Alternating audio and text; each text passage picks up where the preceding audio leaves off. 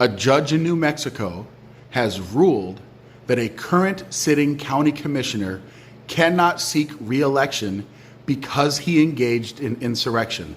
But here's the problem. This gentleman, this county commissioner, was never charged with insurrection. You need to put this in proper perspective. I'm going to give you a quick history lesson along with a very sobering opinion about the state of America. According to the Department of Justice, he was charged with one count of entering a property without permission. This is a very important distinction.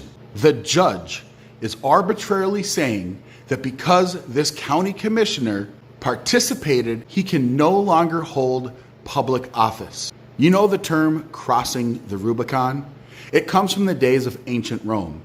When you would have a military campaign, it was forbidden when you came back from that campaign to cross the river Rubicon.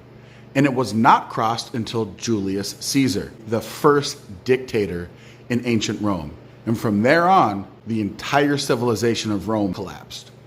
Whether it was the raid on former President Donald Trump's Mar-a-Lago estate, or it was President Joe Biden's denunciation of tens of millions of Americans as semi-fascists and a threat to democracy, over the past month, it seems we've had many crossing the Rubicon moments when it comes to American politics. If a judge can disqualify someone from holding public office because of their opinion, not based off of any legal ruling, then where do we stop?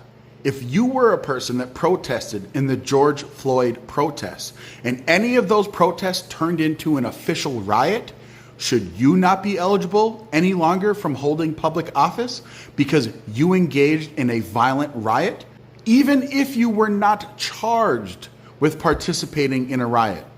Think for a minute where this goes. I do support people showing up, peaceably assembling, and voicing their dissent with the government. That is a constitutionally protected right. That is completely different than engaging in riots and engaging in violence, something that I never will ever condone.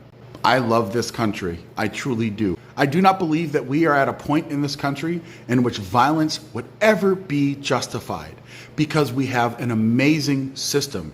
It's not perfect. We have elections. They're not perfect.